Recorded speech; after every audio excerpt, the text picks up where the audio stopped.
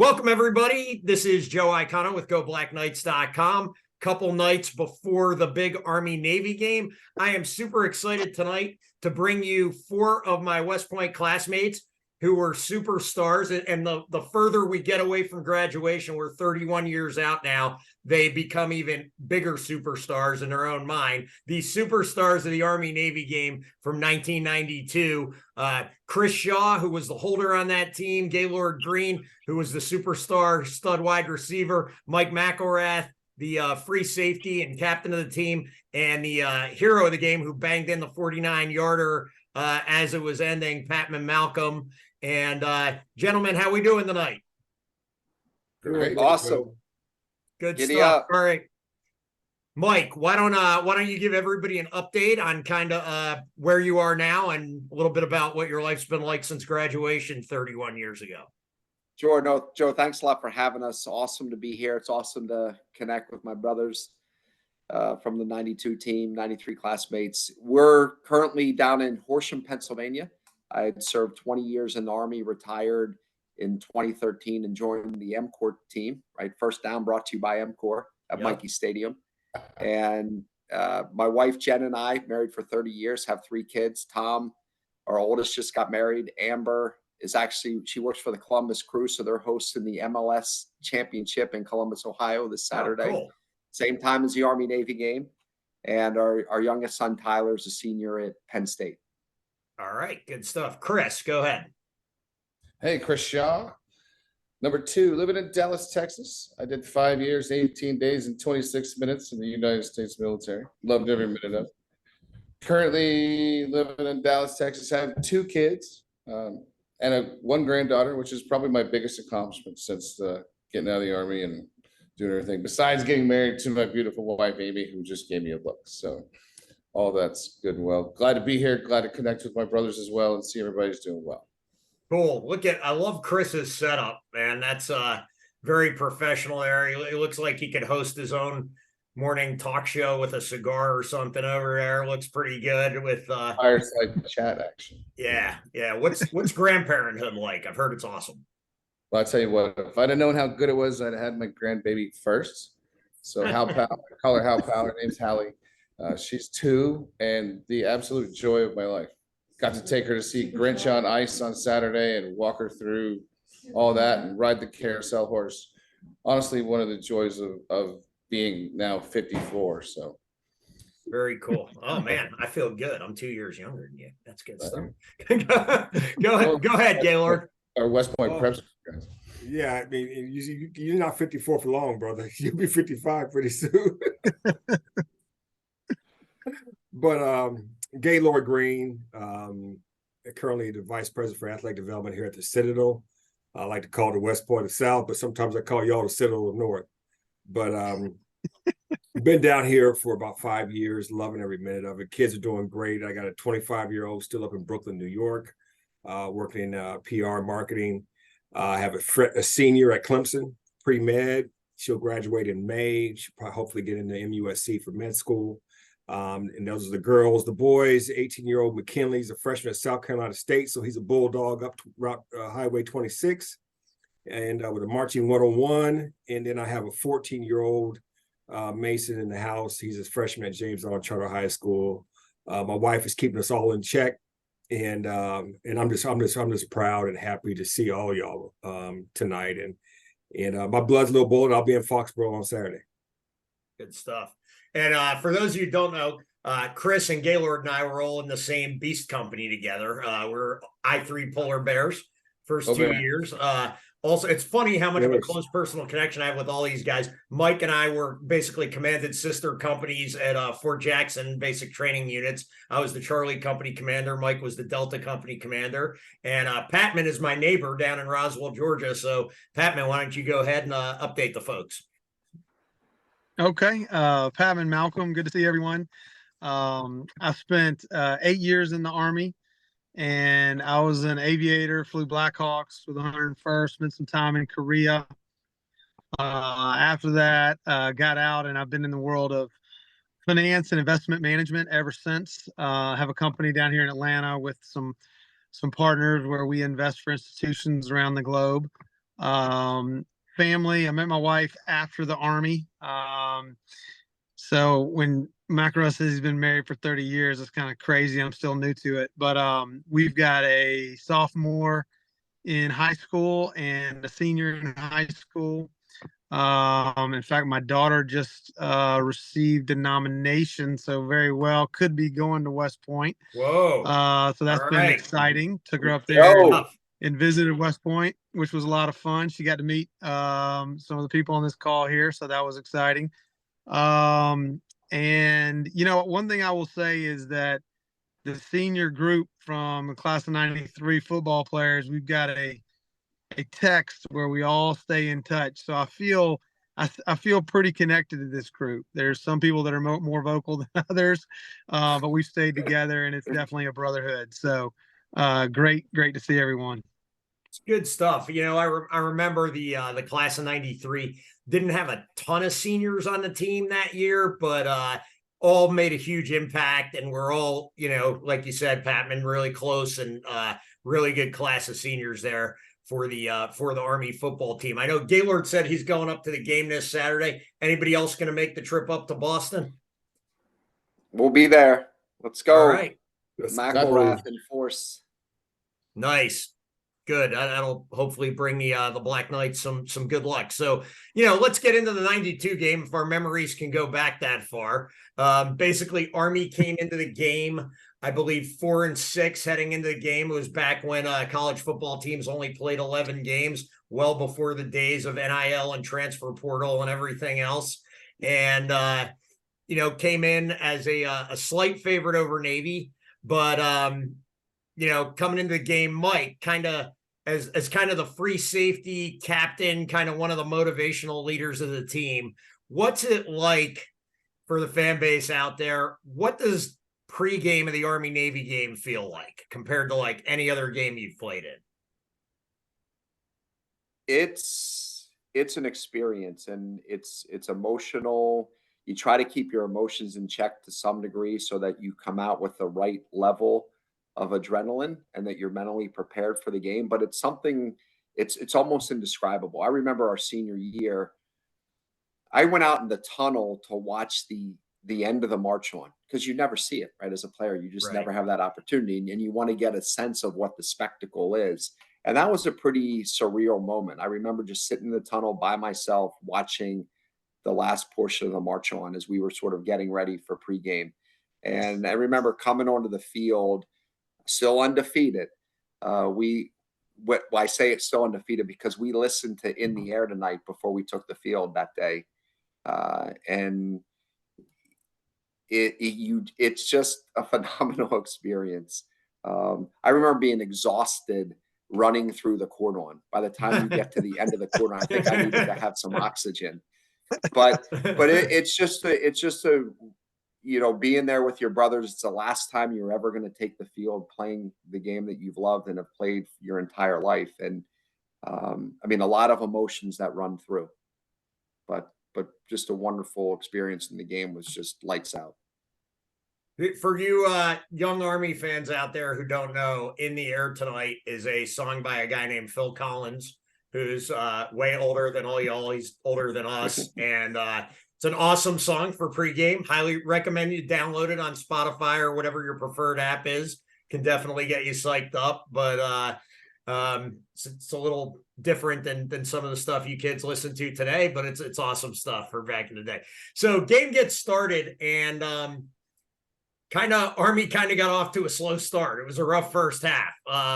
Before we know it, we're down 17-0 heading into halftime. And I'm like, oh my gosh, not another loss to Navy. Here we had lost to them our Cal year. They were winless going into that game. So I'm like, gosh, are they outplaying us again? What is going on? Gaylord, talk a little bit about the first half and whatever you remember from it. Offensively, clearly we were shut out in the first half. What were some of the struggles the offense was going through, and then maybe some of the adjustments that were made either throughout the course of the first half or at halftime that kind of helped you guys get kicked off in the second half?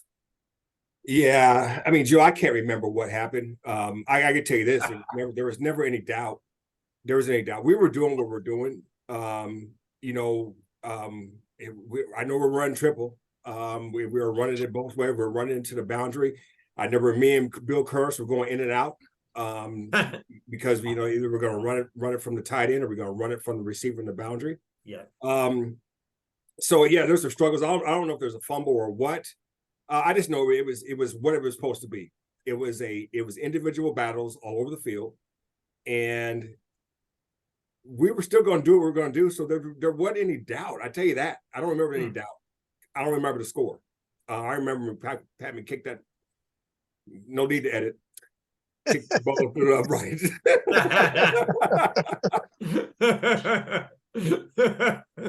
That's good stuff. No, it's good to know. See, that's the difference between being a player and being a fan, right? Trust me, there was plenty of doubt in the stands. So it's good that there was no doubt on the field or in the locker room, because it was not a great first half to watch from the stands. So it's good to know that the belief level stayed high down there and everything was going well. And then we come out for the second half. And all of a sudden, it's like a different team. I don't remember exactly what happened, as I'm sure you guys may or may not. But I know Army scored first in the second half to make it 17-7. And then Navy goes ahead 24-7. And Chris, we're marching down. I think we at one point in time, I think we had a big punt that actually landed. We downed inside the 1 yard line. Can't remember. Do you guys remember who the kid was who downed the punt inside the 1? Well, that was the very end of the game on the punt that was down. I think one of the things that kind of kick-started stuff was Dan Davis stripped a guy, and the ball came out, and Gary Graves picked it up, and Gary almost had made a run for the end zone on it, and Navy tackled him, and we scored off of that, and that was a big momentum switch right there. Good stuff. And then Rick Roper was the starting QB in that game, right? And we had been through so many QBs that season. It felt like I thought they were going to call me out of the stands to come in and take snaps at some point in time. Wasn't that bad? Rick had started. I couldn't remember if he started any games prior to that, but he had a really good game. Patman, talk about a little bit about Rick and kind of the confidence he had back there at quarterback. And, I remember like his big play in that game was like the fake counter, and he'd run a bootleg off of it. And he got because Army ran that counter to death all season, right? And then we faked the counter against Navy. He runs boot and goes for some huge yardage. Yeah, and look, Rick wasn't new to the game. He'd played several games, and in fact, he led the comeback like 2 games before against Holy Cross, where we beat them, on a last-second field goal. And so he had been in the situation before, and Rick, similar to what Gaylord had said, Rick's the kind of guy, there was no doubt. He was very confident in everything that he does. That's just his natural personality, and he made some great passes. I mean, Gaylord's reception there, I think that was the longest pass play, for Army and Army-Navy history or something. Maybe it still is. And so he was confident, and he did. He ran the ball well. He ran tough. He was a big quarterback out down in Texas, and had run the ball and thrown the ball, and so he was doing it all that day. Good stuff. And Gaylord, go ahead, Mike. You were going to say something? No, I'm good. Okay. Yep. Gaylord, let's before we get to Gaylord and his great run, I just want to say we put a couple of things in that week. And I was just a holder, didn't do all that much, but one of the things that I got the pleasure of doing was signaling all the plays that year. Okay. So we put it in play, and I still remember the signal called Thunderbird, right? So it was kind of a play, and I'm gonna set who we called G Money up here, Gaylord Green. So we had been setting that play up the entire game, almost the entire season. We ran a very similar formation where G Money was not a eligible receiver. Yep. So on this certain case, we had some momentum to go into Gaylord's play, but so we had switched it up. So he had just stepped off the line and became an eligible receiver. And I forget who the running back was who stepped up, and that was the play that, Thunderbird. It was awesome for me to call it because I knew what was coming. It was going to be cool. That's cool. That's awesome. What was that feeling like, knowing like, okay, this is a new play we're putting in. Navy hasn't seen this on film, and here we go. I'm gonna call this on in. It's like you're trying to like calm yourself down on the sideline and not jump up and down. Right? 100%. Well, I tell you, my heart's joking when he shows Thunderbird. My heart starts joking on my chest already. But I'll tell you, you say it was a new play, but like I said, we worked on that play. We drilled that play more than we drilled 64 or 65. Right. It was amazing what we invested in that play, and it wasn't just that play. There was 2 throwbacks. There was 3. There's a couple play action. There was Chevy. There was Thunderbird. There was another one. One was a front side. One was a backside. And again, that was something that built off all season. I was ineligible most of the season. They were not throwing the ball to Gaylord Green. I was out there blocking, and really, Rick threw a great ball. It was blocked. Everyone executed. We had executed all game, so that's what made that opportunity there. I was just fortunate that the coaches and my teammates trusted me enough for that day, because I tell you, I said there was no doubt, but I guess there's a little bit of doubt in me. A little bit with you, just a tiny bit. We couldn't tell. I mean, that was one heck of a pattern and one heck of a grab, and that lit the whole stadium up. I mean, that's when everybody knew. I think that really a lot of the momentum for the comeback had kind of started, and people really started to believe in the, I knew the team believed the whole time, but in the crowd, everybody started believing, wow, we actually have a shot at pulling off this comeback. Mike, you talked about a big play Dan Davis had made on defense, causing a fumble, and obviously to be down 17-0 at halftime, not only does the offense have to play great in the second half, but the defense pretty much had to shut Navy out. I mean, you guys gave up 1 touchdown the whole second half. Big turn of events. What was going on defensively in the second half of that game? Yeah, no, Joe, we really, as Gaylord said, I mean, we really believed in who we were, and we believed in the defensive scheme we had in place.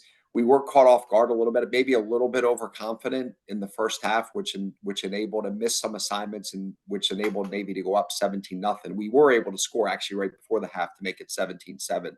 Okay. And it was actually, when they scored their first drive in the second half, right? It was a missed coverage where we were, part of our defensive secondary was in man, the other part was in zone. And we it was really a noise thing. We were making some signals, and couple of the guys didn't get the check. And so we got beat deep on a post route for the Navy to go up 24-7. But then it was just keep playing and force some turnovers. And we really started to gain momentum into, we talked about earlier with Dan Davis's sack of Jason Van Meter. Graves picks it up. We then had another turnover a couple series later, which I think then ended up setting up Gaylord's touchdown reception. And it's interesting because after that point, I mean, after Gaylord scored, I don't know that Navy got a first down after that. I'd have to go back and double check, but we really controlled the game on both sides of the ball. It's funny.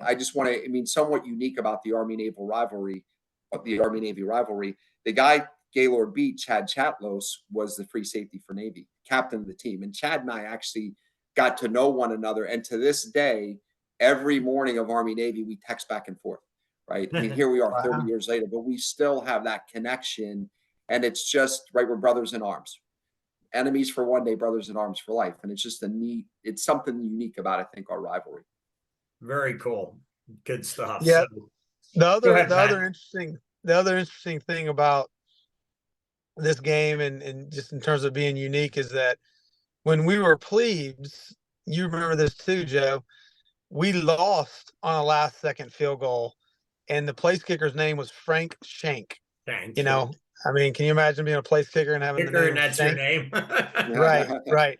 But he hit it and we lost on a field goal. So, it's kind of interesting that, we came into the academy on a loss with a field goal, and then we left with a win.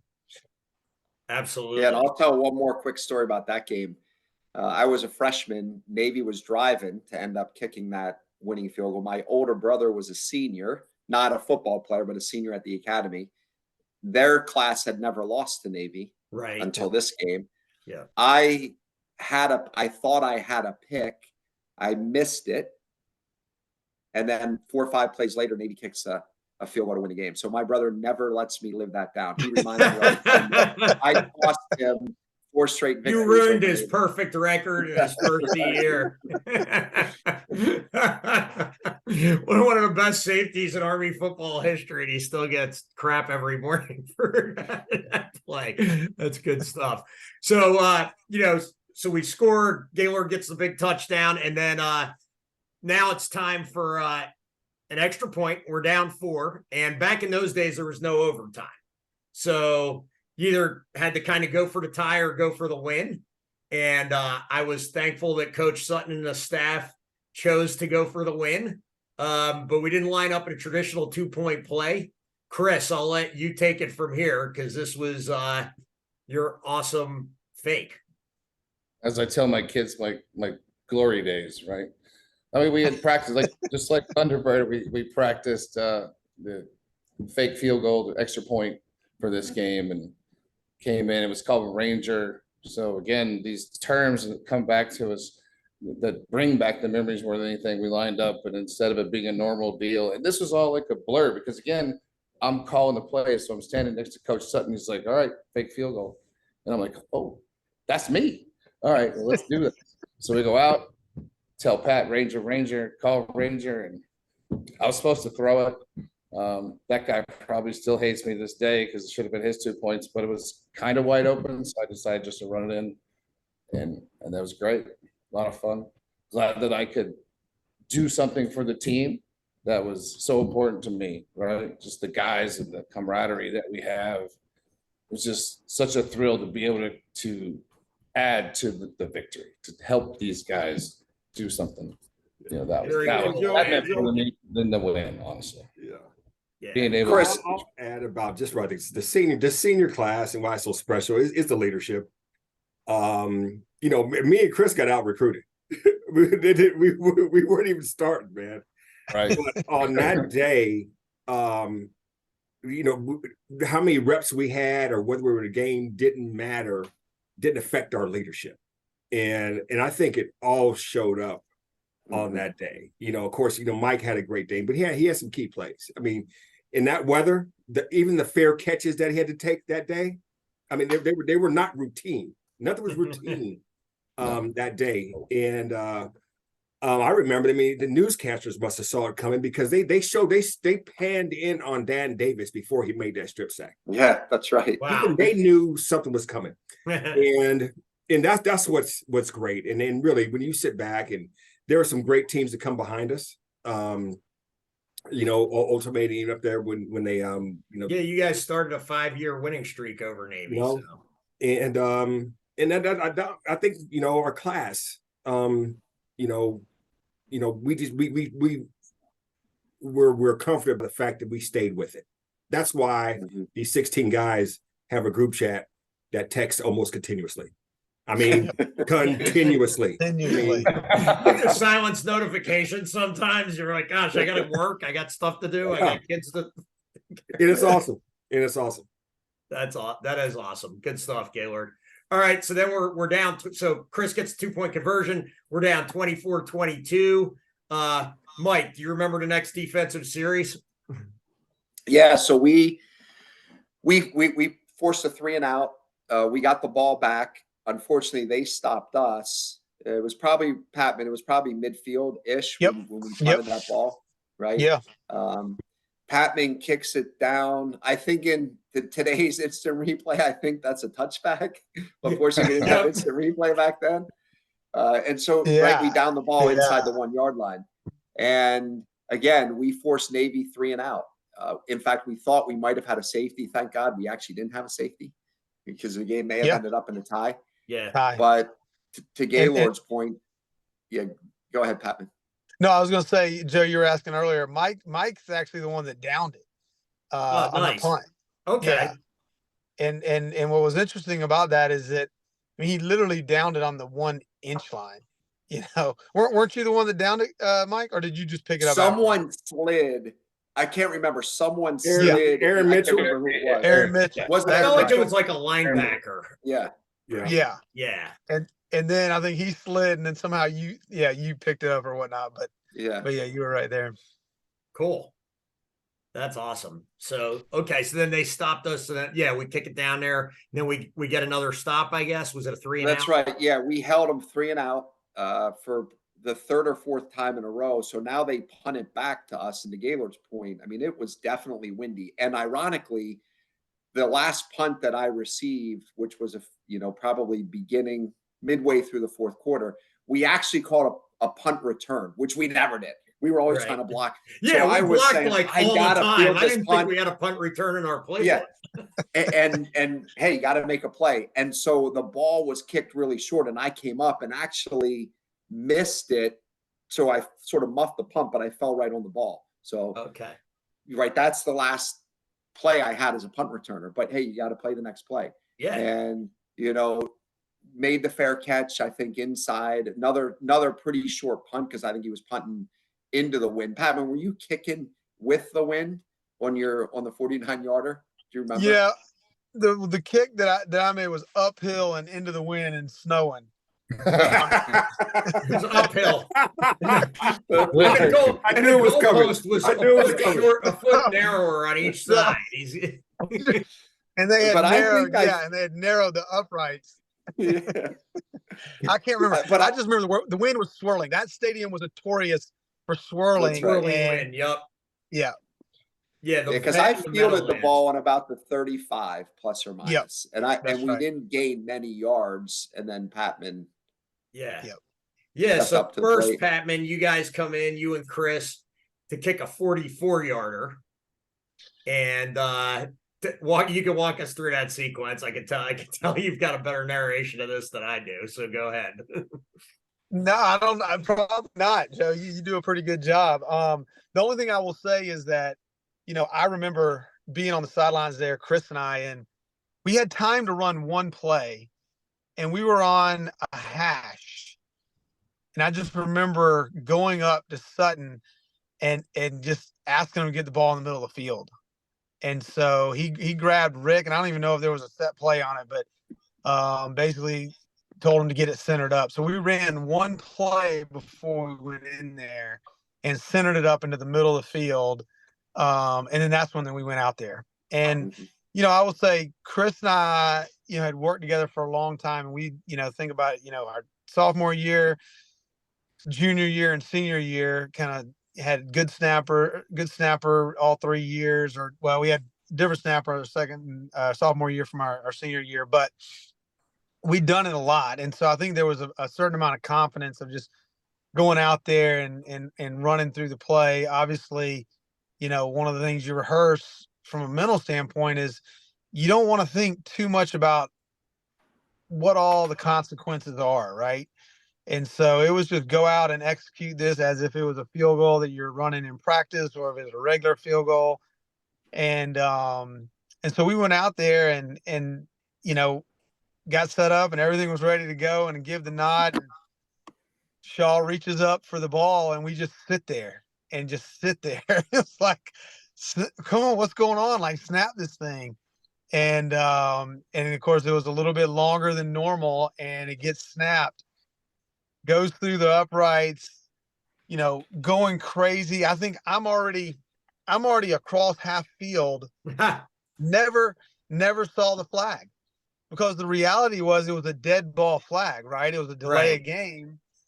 And by the time that, I had kicked the ball, the official had reached for his flag, and everyone's eyes were on the ball when he threw the flag. So really hardly anyone saw it. In fact, who saw it first was Kenny Hathaway. Oh, okay. That's not how I remember. That's not how I remember. Let's hear it, Okay. Chris. Let's get your version, Chris. How do you remember? Well, first of all, I'll go back to the sideline, looked at Pat and said, hey, this is what we've been practicing for. Because Pat and I say Pat was a perfectionist and has ice in his veins. I mean, Pat's the kind of guy that you bet him 25 cents. You throw a watered up piece of paper, bounce it off the refrigerator against the stove into a basket. Don't bet him. You're going to lose 25 cents. Promise you that. So I looked at Pat and I said, hey, this is gonna tee up just like we've been practicing. Every practice for 3 years, our last kick was Army Navy from 49 yards, 50 yards. Wow. And that's a true story. We did that. So Right. we're going out in the field, like we had done this, I don't know, couple hundred times. So we get out there and we're in the 44-yard line. We got the win. I know Pat's leg pretty good by now, 3 years. I know he can make this, no problem. So we always did the thing where we set the line, and I looked at Pat and he gave me a nod. So I looked at Pat and I know I could see the clock. We're not gonna make it, right? I know the timing, we're not gonna make it. But so I could have rushed him in this moment, right? I could have just said, all right, we're done, and snapped the ball. But I let him take his time, get the free practice kick, because I knew he could do it again. I wasn't. That's why we Chris, glad Chris has that much confidence in you. That's good. I mean, because I felt like it would have been worse for me to rush him True. and let him, miss it, because I knew we could do it twice. Yeah, Like, I knew this about that. Not a big deal. Just do it once, do it twice. That's Love good. it. Well, I'm Awesome, glad dude. you had the confidence. Here's what I do remember vividly, though, is that after the kick, I remember looking up at Navy, and there's actually a picture of me pointing up towards Navy, and they're all cheering, and it just like didn't register, and Yeah, because you're they like, had why are seen they the flag. cheering? Yeah, why are they cheering? We just beat them, and it registered that. I mean, it didn't register. I was like, well, what's going on here? And about that time, that's when Chris grabs me by the face mask, and he's telling me there's a penalty, and using some creative language, and so sure enough, we had to back it up and hit it again, and it was almost like we didn't even talk. There wasn't any discussion there, and I don't know why they couldn't call a timeout or they didn't call a timeout, but there wasn't. I mean, there was all this celebration going on that had to get settled down pretty quickly, but there wasn't a lot of communication. As Chris mentioned, we'd done it 1,000 times, and we just went right back into the routine and did it again. That's awesome. Yep. So Patman nails a 49-yarder. Army wins the game 25-24. Like I said, started a 5-year winning streak against Navy. And since then, a lot of stuff's happened. Army kind of dominated the early 90s. Then it was Navy's turn, and then Army kind of went into a Death Valley type situation for a long time there. And then Jeff Monken comes along, and ever since he's been there as the head coach at West Point, games have been super competitive. A lot of last-minute games. A lot of course, last year, the game-winning field goal in overtime with Quinn Moretsky. Patman, I got to tell you, I really like the two kickers on the Army team this year, Talley and Moretsky, have both been doing a great job. What's your opinion on them? Yeah, same. It's good to have two guys that can push each other. We had a similar situation. We had a lot of good kickers when I was there, and everybody pushed each other and it really made you better. And I think that they're doing that to each other. Cool. And Mike, you kind of, I don't know if you started it, but maybe you either started it or were part of a long legacy of great safeties at Army, really. Caleb Campbell, Brian Zickafoose. I probably forget half the names, but the last couple of years, they've had a couple of really good ones. Going back to Xavier Moss, who had an interception and a forced fumble in the Navy game. After him, it was Ryan England, who played really well. And then Marquel Broughton last year, who was the team captain, actually reminded me a lot of you, about the same size, very fiery leader, just like you, and a heck of a player. And this year they got a kid back there named Quendrelin Hammonds, who's been doing a nice job, had a big pick in the Coastal Carolina game. Don't know how much Army football you get to see these days, but any opinion on the current crop of safeties or what you've been seeing the last couple of years? Yeah, I had so much respect for Marquel Broughton. I mean, I thought he was a heck of an athlete and a great leader. And you could tell reps and film Right. I think that was sort of what we prided ourselves in. If you watch a lot of film and we get a lot of reps in Army because we're able to have a lot of players, and so you get a lot of reps during the week. And so you're able to anticipate and just play the game. And it makes you just a step quicker. And you could sense that. I sense that a lot with Markel. I mean, he made a ton of great football plays. Yeah. And you got to be a very sure tackler, right? Because there's no one behind you when you're a DB. And so you got to pride yourselves in being a really good tackler. And I think a lot of these guys do that. I'm really impressed with the way our defense tackles and swarms to the ball. I mean, I think about the Air Force game and the number of turnovers we created, or you create and force turnovers. Yeah. And yeah, they had like one unforced error, but the other 5 were like shoulder pads on ball. That's right. Was coming out. Yeah, that was impressive. Yep, good stuff. All right, real quick, we're running out of time, so I'll go around the horn. Let's get a prediction on this year's Army-Navy game, starting with Mr. Citadel, Mr. Superstar Receiver, Gaylord Green. Give us your pick. Army all the way, every day.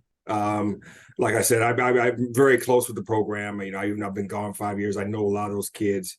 I trust Coach Malcom unequivocally. I know what type of coach he has. Army all the way. Well, I mean, it's just Army. I can tell you if it's gonna be close or what. I don't care what the spread is. Army. Good stuff. I like that. I like the confidence. Chris Shaw. Oh, Army. They're peaking. They've had a little bit of a rough season, but they've come together. They're playing well, and they're going to take it to Navy come Saturday. Absolutely. Shot at, 4th Commander-in-Chief's trophy in 7 years. And it's funny how much Coach Monken's raised the standard. I've been talking about this with guys all week. 6-6 Commander-in-Chief's trophy back in the day would have been like, that was a pretty good season. Now everybody's like, what's wrong? Like, winning's hard in college football, folks, especially today. Mike, go ahead. Give us your prediction. Yeah, I think it's both teams are going to come to play. I mean, a lot at stake here. I mean, obviously, the Army's playing for the Commander-in-Chief's trophy. Obviously, all in for the Black Knights. I'm thinking 24-10. First downs are critical on offense. Win the turnover battle and capitalize in the red zone. Giddy up. Let's go, boys. Sing second. Good stuff. Wins. I love it. I like that. I'm fired up. I'm ready to strap it up and go out there and play myself. That was awesome. I'm also going to copy that for part of my analysis because I completely agree with it. So go ahead, Patman. Obviously I'll say the same with Army. There's a lot on this game, right? There's bowl eligibility. There's Commander-in-Chief's trophy. And then there's just the pride of it. It's going to be a close game. I'd love to see 24-10. But I think it's going to be closer than that. I think this senior class, what they've done is handle adversity this season. You start off with a couple good wins, and then you get in the middle of the season and you get some really tough losses. Get beat really bad by a good team, and then you lose to a team that you probably shouldn't have lost to. You get your quarterback back. You learn to dig deep, and that's what they did. They dug deep when they were in a dark place, and I think that senior leadership brought the team back together to get these last several wins against some good opponents. And I think that senior class is going to carry them through in a tight game on Saturday. Absolutely. Couldn't agree with you more, Patman. My pregame article for Navy where I was making my prediction at the end, that's what I said about this class is I'm really impressed with their resilience to come back from the October they had and then go undefeated in November and absolutely smoke Air Force in Denver was really impressive. Guys, thank you very much for your time tonight. I know you're all super busy with the holidays coming up and everything else, and you all have work commitments and family commitments. Really appreciate you guys taking the time to spend with us here at GoBlackKnights.com. Army fans, this has been Joe Iacono with GoBlackKnights.com. We've got some great content coming at you the rest of the week. Got some interviews with some power players. We've got about 3 more before the game, and then stay tuned for our pregame and postgame the day of the game. Really excited. Go Army, beat Navy. Beat Navy. Navy.